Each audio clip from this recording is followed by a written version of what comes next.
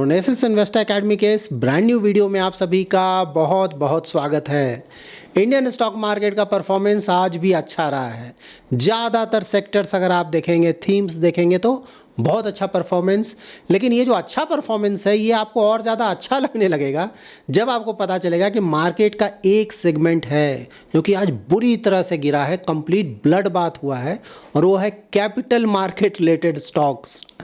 मेरा पोर्टफोलियो भी आज बुरी तरह से गिरा है। मेरे पोर्टफोलियो में कैपिटल मार्केट रिलेटेड 2 स्टॉक्स हैं, दोनों ही अच्छा खासा गिरे हैं, लेकिन एक स्टॉक में तो कंप्लीट ब्लड बाथ हुआ है।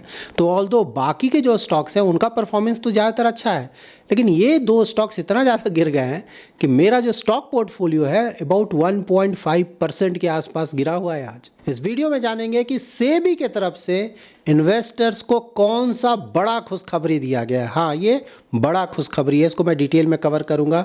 और साथ ही कैपिटल मार्केट के स्टॉक्स में क्या हो गया, ये ब्लड बाथ क्यों चल रहा है।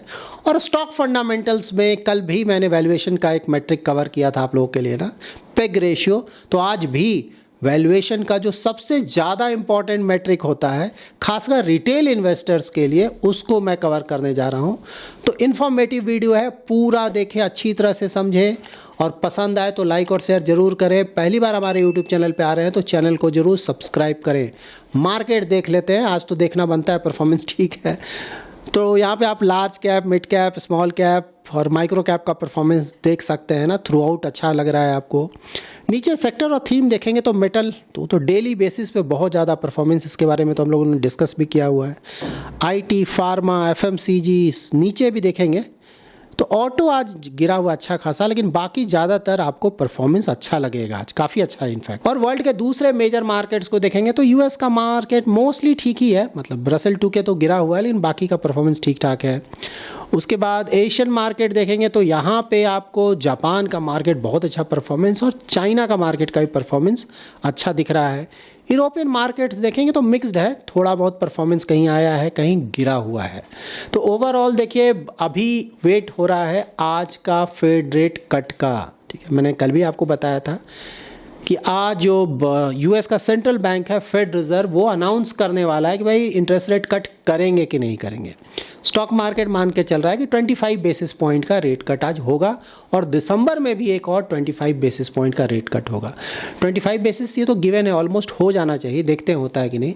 लेकिन उससे कहीं ज़्यादा ज़रूरी होगा ना कि जो फेड के चेयरमैन है वो क्या बोलते हैं कि फ्यूचर में किस तरह का रेट कट वो करेंगे नहीं करेंगे, करेंगे तो कितना करेंगे, वो कहीं उनका जो कमेंट्री आएगा वो कहीं ज़्यादा इंपॉर्टेंट होगा। उस पर मार्केट बहुत ज़्यादा रिएक्ट कर सकता है। इन्फ्लेशन को लेकर उनका क्या बोलना है, घटेगा, बढ़ेगा, या फिर इसी तरह से 3% के आसपास बना रहेगा। तो ये सब कुछ इंपॉर्टेंट अपडेट्स हैं, आज रात में ये सब हमें पता चल चुका होगा। तो कल के वीडियो में ऐसे आपको डिटेल में बताने जा रहा हूँ। नाउ जान लेते हैं कि सेबी ने इन्वेस्टर्स को कौन सा बड़ा खुशखबरी दे दिया है, ठीक है। तो ऐसा सेबी ने क्या कर दिया है, तो सबसे पहले तो ये आप ध्यान में रखें कि ये सेबी का कंसल्टेशन पेपर है, दैट इज़ प्रपोजल है, अभी फाइनल नहीं हुआ है, ठीक है। तो प्रपोजल क्या है कि म्यूचुअल फंड इन्वेस्टर्स पे जो mutual fund companies expense ratio लगाती हैं ना, उसको कम किया जा रहा है, ठीक है, और अच्छा खासा कम किया जा रहा है, ठीक है। तो एग्जैक्टली कितना कम होगा, तो जो ओपन एंडेड स्कीम्स है ना, वहाँ पे बोला जा रहा है कि जो भी आप एक्सपेंस चार्ज कर ओपन एंडेड स्कीम्स में, ज़्यादातर हम जो इन्वेस्ट करते हैं म्यूचुअल फंड्स वो ओपन एंडेड ही होता है, उसको 0.15% तक कम किया जाना है, ठीक है। अच्छा खासा है ना, 0.15% तक कम किया जाना। और जो closed ended mutual fund schemes हैं उसमें 0.25% तक एक्सपेंस रेशियो, जिसे हम TER बोलते हैं ना, टोटल एक्सपेंस रेशियो, उसे कम किया जाना है। और दूसरे खर्चे हैं जिसे कि आप सरकारी खर्चे बोल सकते हैं, जो कि सारे म्यूचुअल फंड स्कीम्स में लगता है और सेम है, ठीक है, अक्रॉस ऑल AMCs। जैसे STT लगता है ना, सिक्योरिटीज ट्रांजैक्शन टैक्स, या GST लगता है, उसके बाद STT लगता है। तो बोला गया कि भाई जो एक्सपेंस रेशियो होगा उसमें इसको इंक्लूड नहीं करना है, इसको आपको अलग दिखाना है, ठीक है। तो यहाँ पे ट्रांसपेरेंसी आएगा ना, पहले इन्वेस्टर्स को पता ही नहीं चलता था कि भाई ये क्या है, ये क्या है ना, क्योंकि सब कुछ एक जगह मिक्स किया हुआ है। अब है कि दोनों अलग रखो कि तुम कितना चार्ज कर रहे हो, और ये जो सरकारी खर्चे हैं, ठीक है, तो उसको तुम अलग दिखाओगे ताकि पता चल सके कि दोनों में डिफरेंस क्या है। और एग्जैक्टली तुम कितना चार्ज करो पता चलेगा, तुम्हारा एक्सपेंस रेशियो क्या है, ठीक है, मिक्सअप नहीं कर सकते हो। तो ये भी अच्छा प्रपोजल है। और इसके अलावा दो और बहुत इंपॉर्टेंट पॉइंट है। एक है कि अभी तक जो एएमसीज हैं, that is mutual fund companies, वो जो उनका टोटल एसेट होता था ना, उसका 5 बेसिस पॉइंट का अतिरिक्त चार्ज करती हैं, ठीक है, 5 बेसिस पॉइंट टोटल एसेट का, ठीक है, बहुत बड़ा अमाउंट है। तो बोला जा रहा है कि भाई इसे हटा दिया जाए। ऑफकोर्स ये सब अभी हुआ नहीं, होने वाला है, या फिर होगा नहीं होगा देखना होगा। तो 5 बेसिस पॉइंट पूरा का पूरा बोलें कि हटा दो, इसको रखने की ज़रूरत नहीं है। सेबी का ये जो प्रपोजल है, नेचुरली म्यूचुअल फंड जो कंपनीज़ हैं उनके बिजनेस तो हिट होंगे इससे ना, भाई एक्सपेंस रेशियो ले रहे हैं तो अपना बिजनेस चला रहे हैं, अगर उसको आप जैसे से कम करते जाओगे तो ऑफकोर्स उनका जो प्रॉफिट है थोड़ा कम होता जाएगा इसके कारण। इसीलिए बहुत अच्छा खासा, बहुत सारे आप स्टॉक्स को आज आपने देखा होगा ना, म्यूचुअल फंड रिलेटेड स्टॉक्स गिरे हैं इसके कारण, कुछ स्टॉक्स तो अच्छा खासा गिरे हैं, यही रीज़न है। इसके अलावा आपने देखा होगा ब्रोकरेजेस के स्टॉक्स में ब्लड बाथ हुआ है। वो क्यों हुआ है? क्योंकि यहाँ तो अभी सिर्फ म्यूचुअल फंड का डिस्कशन हुआ, तो उनके लिए भी एक न्यूज़ है जो कि ऑफकोर्स उनके लिए बैड न्यूज़ है, लेकिन हाँ इन्वेस्टर्स के लिए तो अच्छा ही है। कैश मार्केट में जो ब्रोकरेज फ़ी चार्ज करते हैं ना ये ब्रोकरेजेस म्यूचुअल फंड कंपनी से, क्योंकि म्यूचुअल फंड कंपनी भी तो स्टॉक्स खरीदते बेचते हैं ना, तो वो भी किसी ब्रोकर के थ्रू करते हैं, ठीक है। तो अब यहाँ पे पहले जो ब्रोकर्स थे, कैश मार्केट का ट्रांजैक्शन जब आप करते थे म्यूचुअल फंड कंपनीज ब्रोकरेजेस के साथ, तो 12 बेसिस पॉइंट तक का वो चार्ज करते थे, ठीक है। अब यहाँ पे उसे घटाकर 2 बेसिस पॉइंट किया जाना है। 12 बेसिस पॉइंट से घटाकर 2 बेसिस पॉइंट। आप समझ सकते हैं कि उनके ब्रोकरेज पे, जो भी बड़े प्लेयर्स हैं उनके ब्रोकरेज पे तो बहुत नेगेटिव असर पड़ेगा ना। उसी तरह से डेरिवेटिव ट्रांजैक्शंस में भी जो फ़ी है उसे 5 बेसिस पॉइंट से घटाकर सिर्फ 1 बेसिस पॉइंट किया जाना है। तो आप समझ सकते हैं कितना ज़्यादा कमी आएगा ना। तो इन्वेस्टर्स के लिए ऑफकोर्स ये सब अच्छा है ना, ठीक है, इसमें कहीं कोई डाउट नहीं। लेकिन जो कंपनीज़ हैं जो कि ये बिज़नेस कर रही हैं, लाइक म्यूचुअल फंड कंपनीज़ हो गए, या फिर रजिस्ट्रार्स हो गए, या फिर ये जो ब्रोकरेज कंपनीज़ हो गई जहाँ से म्यूचुअल फंड कंपनीज़ अपना ना स्टॉक्स बाय और सेल करती हैं, जिनके थ्रू उनको तो प्रॉब्लम होगा ना, उनके बिज़नेस पे तो फ़र्क पड़ेगा, ठीक है। तो इसीलिए आप देख रहे हैं कैपिटल मार्केट के ज़्यादातर स्टॉक्स में आज कंप्लीट ब्लड बाथ हुआ है, ठीक है। लेकिन हाँ इन्वेस्टर्स के लिए ओवरऑल अच्छा खबर है अगर ये इम्प्लीमेंट होता है तब। अभी कंसल्टेशन पेपर का मतलब ये होता है ना कि सेबी ने अपना व्यूज़ दिया है, अब जो भी स्टेक होल्डर्स हैं यहाँ पे वो अपना व्यूज़ देंगे सेबी को, बताएंगे कि भाई वो करना चाहिए नहीं करना चाहिए, क्यों करना चाहिए क्यों नहीं करना चाहिए। और सबका जब फाइनल उनके पास ना नवंबर 17 तक का आई थिंक डेट दिया है उन्होंने, तब तक आपको अपने व्यूज़ देने हैं, इन्वेस्टर्स भी दे सकते हैं। तो एक बार सारे व्यूज़ मिल जाएंगे, उसके बाद सेबी उसको स्टडी करेगा और उसके बेसिस पे वो डिसीजन देगा करना है नहीं करना है क्या करना है। तो वेट कर लेते हैं सेबी का फाइनल डिसीजन क्या होता है। जो भी डिसीजन आएगा उसको ऑफकोर्स आने वाले दिनों में या आने वाले महीनों में मैं आपको डिटेल में एक्सप्लेन करूंगा। नाउ आज के सेकंड टॉपिक पे आते हैं, स्टॉक फंडामेंटल, ठीक है। स्टॉक फंडामेंटल देखिए हमेशा ध्यान में रखें कि अच्छा कंपनी और अच्छा स्टॉक, ठीक है, दोनों में अंतर होता है। अच्छा कंपनी किसको बोलेंगे? जो कि फंडामेंटली बहुत अच्छा है ना, sales growth, profit growth, ROE, ROC, ROA, इन सब मामलों में बहुत अच्छा कर रहा है तो बोलेंगे बहुत अच्छा कंपनी है। लेकिन कोई भी अच्छा कंपनी ज़रूरी नहीं है कि अच्छा स्टॉक भी हो, क्योंकि इन्वेस्ट तो आप स्टॉक में करते हैं, ऑफकोर्स कंपनी में करते हैं, उसका स्टॉक खरीद के। तो देखिए कंपनी एक अच्छा कंपनी, एक अच्छा स्टॉक तभी बनेगा जब आप उस कंपनी को या उस कंपनी के स्टॉक को अच्छे वैल्यूएशन पे खरीदते हैं। हमेशा ध्यान में रखें फंडामेंटल कितना भी अच्छा हो, लेकिन अगर उसका वैल्यूएशन बहुत ज़्यादा है तो ख़रीदने का मतलब नहीं बनता, या तो रिटर्न नहीं आएगा, नहीं तो कभी कभी तो निगेटिव रिटर्न भी आ जाएगा। ऐसा नहीं है कि सिर्फ रिटर्न नहीं आएगा, कभी कभी आपको भारी लॉस भी हो जाएगा। तो इस बात को हमेशा ध्यान में रखें। कल भी मैंने पेग रेशियो में इस पॉइंट को कवर किया था। जैसे कोई भी सामान खरीदने जा रहे हैं ना, मान लीजिए उस सामान का कीमत 100 रुपीज़ का है, ठीक है, अब पता चला किसी कारण से वो मार्केट में 200 रुपीज़ का बिक रहा है, कभी कभी ऐसा होता है, तो नेचुरली वहाँ पे आप खरीदेंगे तो आपको बहुत लॉस हो रहा है ना, तो आप नहीं खरीदेंगे, बोला यार छोड़ो 100 का 200 में बेच रहा, मैं नहीं खरीदूंगा। स्टॉक के साथ भी वही है, तो बिना सही वैल्यूएशन का स्टॉक कितने भी अच्छे क्वालिटी का हो अवॉइड करें खरीदने। थोड़ा बहुत ऊपर नीचे चलता है, एग्री, उसके लिए मैं नहीं बोल रहा हूँ, बहुत ज़्यादा डिफरेंस नहीं होना चाहिए, थोड़ा बहुत चलता अगर क्वालिटी बहुत अच्छा है तब। एक एग्जाम्पल लेते हैं ना, 2 स्टॉक्स हैं, एक स्टॉक 30 रुपीज़ का मिल रहा है, दूसरे स्टॉक 100 रुपीज़ का मिल रहा है। तो आप किस में इन्वेस्टमेंट करेंगे? तो ज़्यादातर लोग तो यही करेंगे, जिन्हें ऑफकोर्स जानकारी नहीं है वैसे लोग, कि भाई ये तो सिर्फ 30 रुपीज़ का है, वो 100 रुपीज़ वाला बहुत महंगा है, 30 रुपीज़ वाला खरीद लेते हैं, ठीक, ऐसा ही करेंगे ना। लेकिन जो जानकार लोग हैं वो ऑफकोर्स ये पता लगाएंगे भाई ये 30 रुपीज़ वाला 30 रुपीज़ में क्यों मिल रहा है, 100 रुपीज़ वाला 100 रुपीज़ में क्यों मिल रहा है। तो जब आप उनका फंडामेंटल्स चेक करेंगे, वैल्यूएशंस चेक करेंगे, तब आपको डिफरेंस पता चलेगा कि भाई ऐसा क्यों है, उसके बाद आप डिसीजन लेंगे, ठीक। तो यहाँ पे ऑफ कोर्स एक ऐसे ही वैल्यूएशन मैट्रिक्स के बारे में जानेंगे जिससे कि आप काफ़ी हद तक, ठीक है, ये पता लगा पाएंगे कि कोई भी स्टॉक का जो वैल्यूएशन है वो सही है कि नहीं। मतलब कि उससे पता चलेगा कि जो भी प्राइस पे वो मिल रहा है फ़िलहाल, वहाँ पे उसे खरीदना है, नहीं खरीदना है, क्या करना है। इससे आपको काफ़ी हद तक क्लैरिटी मिलेगा। खासकर रिटेल इन्वेस्टर्स के लिए बहुत ज़्यादा अच्छा है कि वहाँ पे, क्योंकि वैल्यूएशंस के और भी बहुत सारे तरीके हैं, लेकिन कुछ तरीके जो कि काफ़ी वेल नोन है, ज़्यादातर लोग ना यूज़ भी करते हैं, लेकिन थोड़े कॉम्प्लिकेटेड हैं और रिटेल इन्वेस्टर जिनके पास ज़्यादा आइडिया नहीं है वो उसे नहीं कर पाते। लेकिन इंटरेस्टिंग वैल्यू पता लगाना ना, ऑफकोर्स उस पर मैं ट्राई करूँगा कभी वीडियोस बनाने का। तो देखिए पी रेशियो का मतलब क्या होता है, तो कल भी मैंने तो आप लोगों को बताया था, फिर से मैं एक बार कवर कर देता हूँ। तो देखिए पी रेशियो का फार्मूला होता है, नाम से पता चल रहा है ना, P E means, P means price और नीचे है EPS, that is earning per share. तो प्राइस, शेयर प्राइस तो आपको आसानी से पता चलेगा, जिस दिन भी स्टॉक मार्केट खुला हुआ है, स्टॉक ट्रेड कर रहा है, उसका जो करंट प्राइस है, ऑफ कोर्स प्राइस चेंज करता रहेगा, तो जो भी करंट प्राइस है वो प्राइस हो गया।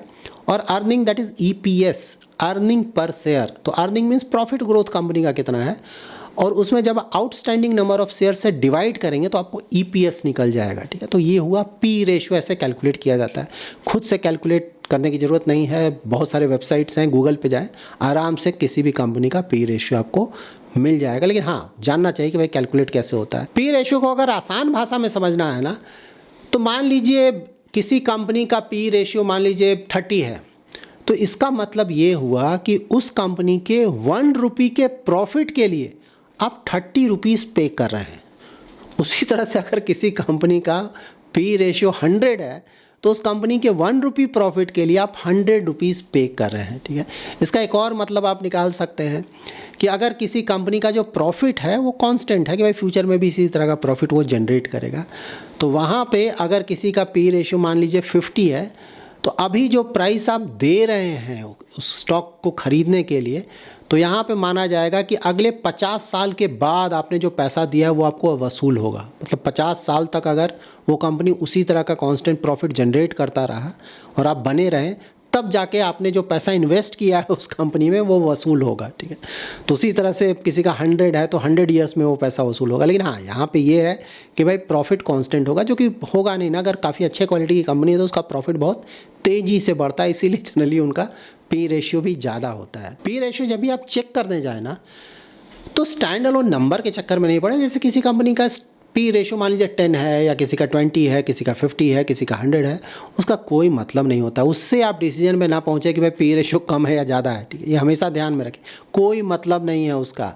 कैसे आप उसका मतलब निकालेंगे, तो कंपेयर करके निकालेंगे। ये सब रिलेटिव रेशियोज़ है, ठीक है, एब्सोल्यूट फिगर नहीं, सब रिलेटिव है। तो रिलेटिव में आप क्या करेंगे भाई, कैसे पता चलेगा कि अच्छा है या ख़राब है, तो आप उसी कंपनी का, जिस कंपनी का पी रेशियो आपने अभी चेक किया, उसी का पास्ट का पी रेशियोज चेक करेंगे कि लास्ट 1 ईयर में, लास्ट 3 ईयर्स में, लास्ट 5 ईयर्स में, लास्ट 10 ईयर्स में पी रेशियो कैसा रहा है, और पहले के मुकाबले अभी पी रेशियो कैसा है। उसी तरह से उस पर्टिकुलर सेक्टर में जो दूसरी कंपनीज़ हैं, उसी तरह की कंपनीज़, उसके साथ आप पी रेशियो कंपेयर करेंगे कि भाई इनके मुकाबले पी रेशियो कैसा है, उस सेक्टर का जो एवरेज पी रेशियो है उसके मुकाबले पी रेशियो कैसा है। इस तरह से, ऑफ कोर्स ये एब्सोल्यूट फिगर नहीं है तो एग्जैक्टली आप नहीं बता सकते हैं, लेकिन हाँ एक रफ़ आइडिया आपको इससे मिल जाता है, और वो रफ़ आइडिया भी काफ़ी अच्छा होता है। इनफैक्ट मैं भी कुछ वैल्यूएशन मैट्रिक्स यूज़ करता हूँ, उसमें पी रेशियो सबसे पहले तो वही देख लेता हूँ, इससे ही सबसे पहले अच्छा खासा क्लैरिटी मिल जाता है। एक बार क्लैरिटी मिल गया तो फिर और दूसरे वैल्यूएशन मैट्रिक्स भी हम यूज़ करते हैं। ऑफ कोर्स स्टैंड अलोन किसी एक चीज़ से तो करना भी नहीं चाहिए ना, जनरली 2-3 मैट्रिक्स तो जरूर यूज़ कर लेना चाहिए। जैसे कल पेग रेशियो के बारे में मैंने आपको बताया था, वो भी आप यूज़ कर सकते हैं। तो देखिए पी रेशियो हमेशा ध्यान में रखें कि रिलेटिव है, स्टैंड अलोन के चक्कर में ना पड़े। और जो भी आप 1 year, 3 year, 5 year, 10 year check कर रहे हैं ना, वहाँ पे ये भी ध्यान में रखें कि भाई अगर कंपनी का परफॉर्मेंस पहले से अब ज़्यादा अच्छा हुआ है तो पी रेशियो भी थोड़ा बढ़ेगा ना। पहले मान लीजिए 20% का प्रॉफिट ग्रोथ जनरेट कर रहा था कंपनी, अब 30% का जनरेट कर रहा है, तो नेचुरली पी रेशियो ऊपर जाएगा। ये सब अंडरस्टैंडिंग आपकी होनी चाहिए। उसी तरह से अगर दूसरी कंपनी के साथ कंपेयर करें, उसी सेक्टर की कंपनी, दूसरे सेक्टर के साथ बिल्कुल कंपेयर नहीं करें, उसका कोई मतलब नहीं। उसी सेक्टर में अगर से इसी तरह का कंपनी है, मान लीजिए वो कंपनी ना 20% का प्रॉफिट ग्रोथ जनरेट कर रहा है और आपका कंपनी 30% का प्रॉफिट ग्रोथ जनरेट करा, तो नेचुरली इसका पी रेशियो थोड़ा ज़्यादा होगा। तो ये सब भी देखें, फंडामेंटल्स चेक करें कि भाई उसमें क्या डिफरेंस है। अगर कोई कंपनी का फंडामेंटल कहीं ज़्यादा अच्छा है, पी रेशियो थोड़ा ज़्यादा होगा, उसमें कहीं कुछ गलत नहीं है भाई, वो डिज़र्व करता है वो कंपनी। उसी तरह से किसी कंपनी का अगर पी रेशियो 5 है, 10 है, तो भाई उससे आप सतर्क रहें। ऐसा नहीं कि बहुत सस्ता कंपनी इन्वेस्ट करेंगे तो आपको बहुत ज़्यादा रिटर्न आ जाएगा, वहाँ चांसेस हैं कि आपका पूरा पैसा डूब जाएगा, क्योंकि ज़्यादा चांसेस यही कि वो कंपनी बिल्कुल बेकार हो, इसीलिए उसका पी रेशियो बहुत कम है। यहाँ पे आपको ये भी ध्यान में रखना है कि पी रेशियो जो है, वहाँ पे कई सेक्टर्स का पी रेशियो जो होता है ना ज़्यादा होता है उस सेक्टर की कंपनीज़ का, और कई सेक्टर की कंपनीज़ का पी रेशियो कम होता है। तो ये भी आपको बेसिक अंडरस्टैंडिंग होना चाहिए। जैसे जो कैपिटल इंटेंसिव बिजनेसेस है ना, ये बहुत ज़्यादा पैसा खर्च करना पड़ता है, वहाँ पे जनरली पी रेशियो थोड़ा आपको कम देखने को मिलेगा। और वहाँ जहाँ की कैपिटल इंटेंसिव ज़्यादा नहीं है, या फिर कैश फ्लोज बहुत ज़्यादा जनरेट करता है, या फिर ग्रोथ रेट बहुत ज़्यादा चांसेस है, फ्यूचर में ग्रोथ बहुत ज़्यादा आने के चांसेस, वहाँ पे आपको पी रेशियो काफ़ी ज़्यादा देखने को मिलेगा। ऑफ कोर्स इसके एग्जांपल्स मैं आपको बताने जा रहा हूँ आगे। तो देखिए, पी रेशियो आपको दो तरीके का देखने को मिलेगा, एक ट्रेलिंग पी रेशियो और दूसरा फॉरवर्ड पी। ट्रेलिंग पी का मतलब ये हुआ कि पी रेशियो का फार्मूला प्राइस, तो ऑफकोर्स शेयर प्राइस होगा। अर्निंग जो लोगे ना आप, लास्ट 12 मंथ्स का अर्निंग्स लोगे, प्रॉफिट ग्रोथ जो कि हमें पता होता है, तो शेयर प्राइस लोगे डिवाइडेड बाय लास्ट 12 मंथ्स का अर्निंग ग्रोथ कंपनी का कितना रहा, ईपीएस ग्रोथ, ठीक है। तो उससे आप डिवाइड करोगे तो आपको ट्रेलिंग पी निकल जाएगा। ट्रेलिंग पी जो भी वेबसाइट्स आप देखते हो ना, गूगल पे जो थर्ड पार्टी वेबसाइट्स आपको दिखते हैं, सभी जगह आपको ट्रेलिंग पी पता लगता है। और उसका दूसरा होता है फॉरवर्ड पी। फॉरवर्ड पी में शेयर प्राइस तो वही रहेगा, लेकिन जो नीचे ईपीएस होगा ना, ईपीएस आप 12 मंथ फॉरवर्ड का लोगे। आप वहाँ पे अनुमान लगाओगे कि अगले 12 मंथ्स में कंपनी का प्रॉफिट ग्रोथ कैसा रहेगा, और उसके आधार पे आप उसका ईपीएस निकालोगे। तो ऑफ कोर्स वो आप एस्टिमेट लगा रहे हो ना, एग्जैक्टली आप नहीं बता सकते हो, क्योंकि गेस वर्क है ना, कि भाई एक साल बाद, मतलब एक साल बाद फ्यूचर में इसका प्रॉफिट कैसा होगा, गेस वर्क है। लेकिन हाँ, फॉरवर्ड जो पी है, ये जनरली आपको वेबसाइट्स में इस तरह से नहीं मिलेंगे। जो ब्रोकरेज कंपनीज होते हैं ना, जो अपना अपना रिपोर्ट्स निकालते हैं, वहाँ पे आपको फॉरवर्ड पी मिलेगा, ठीक है। और ये जो ब्रोकरेज कंपनीज जो टारगेट्स देते हैं ना स्टॉक्स के, आप लोग पूछते हो कि अरे टारगेट्स, तो टारगेट सिर्फ एक साल का होता है, हमेशा ध्यान में रखें। तो कई बार ऐसा हो सकता है कि कंपनी का क्वालिटी बहुत अच्छा है, लेकिन वैल्यूएशन थोड़ा ज़्यादा हो गया तो टारगेट घटा दिया गया, ठीक है। लेकिन उसमें परेशान नहीं ज़्यादा होना चाहिए, आपको ध्यान में रखना सिर्फ एक साल का टारगेट। अगर कंपनी बहुत अच्छा है तो रिकवर करके फिर से ऊपर जाएगा, ठीक है। तो ब्रोकरेजेस से आपको ये फॉरवर्ड पी मिलेगा। जनरली वेबसाइट पे जो होता है ना, जो थर्ड पार्टी वेबसाइट्स हैं, वो आपको ट्रेलिंग पी मिलता है। किसी भी कंपनी का हाई पी रेशियो है तो हमेशा ध्यान में रखें कि मार्केट ये मानकर चल रहा है कि फ्यूचर में इसका ग्रोथ रेट बहुत ज़्यादा होगा, इसीलिए पी रेशियो बहुत ज़्यादा है, तो उसे हम ग्रोथ स्टॉक्स बोलते हैं। तो अगर यहाँ पे जो ग्रोथ एक्सपेक्ट कर रहा है मार्केट उतना नहीं आया, मान लीजिए 30-40% रेट से कोई ग्रो कर रहा है कंपनी, प्रॉफिट ग्रोथ, फ्यूचर में अगर उस तरह का ग्रोथ नहीं आया तो बुरी तरह से वो स्टॉक गिरेगा। तो ये बात ध्यान में रखें कि कोई भी कंपनी में इन्वेस्ट करने जा रहे हैं, अगर थोड़ा ज़्यादा पी रेशियो है और वहाँ पे इन्वेस्टमेंट करने जा रहे हैं ग्रोथ स्टॉक, तो थोड़ा सा दिमाग लगा लें कि भाई सही में ये ग्रोथ आएगा कि नहीं, क्योंकि अगर नहीं आया तो बुरी तरह से गिरेगा। ये ग्रोथ स्टॉक हो गया। उसके बाद लो पी के स्टॉक्स भी बहुत सारे आपको मिलेंगे, जिसे हम जनरली वैल्यू स्टॉक्स बोलते हैं। तो वहाँ पे भी आपको देखना पड़ेगा कि क्या सही में क्वालिटी अच्छा है लेकिन मार्केट पहचान नहीं पा रहा है इसलिए पी रेशियो कम है, या फिर वो स्टॉक ही घटिया क्वालिटी का इसलिए उसका पी रेशियो कम है। ये आपको पता लगाना बहुत ज़रूरी है, क्योंकि इसको पता लगाए बिना आपने इन्वेस्ट किया ना कि लो पी है तो कंपनी बहुत अच्छा होगा, रिटर्न मुझे बहुत ज़्यादा आएगा फ्यूचर में, पैसा डूबने के चांसेस बहुत ज़्यादा है। तो ये सब बिल्कुल आप ध्यान में रखें। नाम जान लेते हैं कि किन सेक्टर्स या थीम्स में पी रेशियो थोड़ा ज़्यादा होता है, कहाँ कम होता है। तो देखिए, ज़्यादा एनर्जी सेक्टर देखेंगे, इंफ्रास्ट्रक्चर सेक्टर देखेंगे ना, यहाँ पे कैपिटल एक्सपेंडिचर बहुत ज़्यादा होता है और जेस्टेशन पीरियड बहुत ज़्यादा है ना। भाई पैसा खर्च करें प्रॉफिट आने में 5 साल, 7 साल, 10 साल, इस तरह का जेस्टेशन पीरियड बहुत ज़्यादा होता है। होता है। तो इस तरह की कंपनीज़ में अगर आप देखेंगे ना, तो वहाँ पे पी रेशियो ज़्यादातर केसेस में, देखिए ये मैं कॉमन बता रहा हूँ, जनरल स्टेटमेंट दे रहा हूँ ना, 100% सभी कंपनीज़ पे एप्लीकेबल नहीं होगा, लेकिन ज़्यादातर कंपनीज़ पे एप्लीकेबल होगा। तो वहाँ पे एनर्जी या फिर इंफ्रास्ट्रक्चर रिलेटेड बहुत सारे स्टॉक्स आपको मिलेंगे जहाँ के जो पी रेशियो होगा वो रिलेटिवली कम होगा, ठीक है, होता ही है वहाँ पे। तो ऐसा नहीं कि पी रेशियो कम है तो कोई बहुत बड़ी बात है, क्योंकि ऐसा होता ही, इंडस्ट्री में ऐसा होता है। उसी तरह से बैंकिंग हो गया, ऑटोमोबाइल हो गया, तो यहाँ पे थोड़ा बीच में पी रेशियो होगा ना बहुत कम होगा ना बहुत ज़्यादा होगा, ठीक है, ज़्यादातर कंपनीज़ में। और एफएमसीजी देखते हैं पी रेशियो बहुत ज़्यादा होता है। तो एफएमसीजी पहले तो ग्रोथ रेट बहुत ज़्यादा हुआ करता था ना, तो पहले डिज़र्व करता था, ठीक है, लेकिन आजकल तो उस तरह का ग्रोथ रेट आ नहीं रहा है एफएमसीजी, इसीलिए रिटर्न्स भी आपने देखा ना पिछले कुछ सालों से रिटर्न्स बिल्कुल नहीं आए। लेकिन हाँ, एफएमसीजी में भी अभी भी अगर आप देखेंगे तो पी रेशियो ज़्यादा होता है। पेंट वाली कंपनीज़ बहुत ज़्यादा पी रेशियो, पहले से तो अब गिरा है लेकिन अभी भी ज़्यादा है, ठीक है। उसी तरह से आईटी कंपनीज़ का भी पी रेशियो ज़्यादा होता है। यहाँ भी गिरावट आया है क्योंकि यहाँ भी ग्रोथ आ नहीं रहा है ना, पहले आता था तो था, लेकिन हाँ मिड कैप आईटी कंपनीज़ का अभी भी देखेंगे तो पी रेशियो बहुत ज़्यादा है। रीज़न ये है कि वहाँ अभी भी कुछ कंपनीज है इनका ग्रोथ रेट बहुत ज़्यादा है और उम्मीद है कि फ्यूचर में ज़्यादा होगा। फार्मा की कुछ कंपनीज़ का आपको पी रेशियो बहुत ज़्यादा मिलेगा। सेमीकंडक्टर रिलेटेड कंपनीज, ईएमएस ना, इलेक्ट्रॉनिक मैन्युफैक्चरिंग रिलेटेड कंपनी, वहाँ आपको पी रेशियो ज़्यादा देखने को मिलेगा। और कहीं कहीं ये न्यू एज कंपनीज़ ना, यहाँ भी जिनका ग्रोथ रेट बहुत ज़्यादा है, उम्मीद है कि फ्यूचर में ग्रोथ रेट बना रहेगा इतना ज़्यादा, वहाँ भी आप देखेंगे कि पी रेशियो आपको बहुत ज़्यादा देखने को मिलेगा। तो ये सब चीज़ें आपको ध्यान में रखना। कई बार आप लोग पूछते हैं ना कि आप एक नंबर बताओ, कौन सा नंबर अच्छा है, पेग रेशियो का कौन सा अच्छा है, आरओई का कौन सा अच्छा है, सिर्फ एक नंबर बता दो। देखिए चीज़ें इतनी आसान नहीं कि मैं आपको एक नंबर बताऊं, वो नंबर देख लें, आप इन्वेस्ट कर दें और फिर बहुत ज़्यादा पैसा कमा लें, रातों रात बहुत ना करोड़पति अरबपति बन जाए। इतना सब आसान नहीं है इन्वेस्टमेंट, ट्राई टू अंडरस्टैंड, ठीक है। ये सब चीज़ें आप समझें, सीखें और धीरे धीरे समय के साथ साथ आपको समझ में आएंगी, ठीक है। स्टैंड अलोन नंबर नहीं है, तब तो सबके लिए बहुत आसान था कि भाई आरओई इतना देख लो बहुत अच्छा है। ये देखिए, एक तो है कि किसी भी एक स्टैंड अलोन नंबर का बहुत ज़्यादा इंपॉर्टेंस होता नहीं, फंडामेंटल्स बहुत सारी चीज़ें आपको चेक करनी होंगी, उसके आधार पर डिसाइड होता है कि स्टॉक अच्छा है या ख़राब है। जैसे पेग रेशियो ना, मैंने बताया ही कल आप लोगों को कि भाई 1 से कम होगा तो अंडर वैल्यूड है, 1 के आसपास है तो फेयरली वैल्यूड है, 1 से ज़्यादा है तो ओवर वैल्यूड है, लेकिन अगर बाकी ना पैरामीटर्स अच्छे हैं तो 2 के आसपास भी है तो चलता है। उसी तरह से आरओई जितना ज़्यादा होगा उतना अच्छा होगा, ठीक है, इस आरओसी जितना ज़्यादा होगा उतना अच्छा होगा, लेकिन दूसरे पैरामीटर्स भी चेक करने होंगे। ऐसा नहीं कि सिर्फ ये अच्छा है बाकी सब खराब है, तब तो स्टॉक खराब है, वो सब देखना होगा। उसी तरह से पी रेशियो भी आप कंपेयर करें, स्टैंड अलोन ना लेके, ठीक है, कि भाई उस इंडस्ट्री में क्या चल रहा है, ग्रोथ रेट कैसा है, ग्रोथ रेट उस पी रेशियो को जस्टिफाई कर रहा है कि नहीं। पता चला कि ग्रोथ रेट है 5-10% और पी रेशियो है 50, ना जस्टिफाइड नहीं हो, कभी ना कभी आने वाले समय बुरी तरह से गिरेगा वो स्टॉक, ठीक है। तो ये बिल्कुल ध्यान रखें और अभी का ग्रोथ रेट ही सिर्फ चक्कर में ना पड़े, आपको ये भी ध्यान रखना है कि भाई अभी आ रहा है ठीक बात है, फ्यूचर में क्या लगता है, उस इंडस्ट्री को देखकर क्या लगता है, ग्रोथ बना रहेगा नहीं बना रहेगा, आएगा नहीं आएगा, ये सब भी रफ आइडिया आपके पास होना चाहिए, उसके बेसिस पे ये सब चीज़ें डिसाइड होती हैं।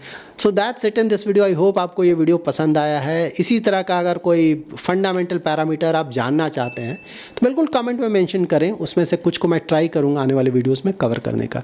Thanks lot for watching.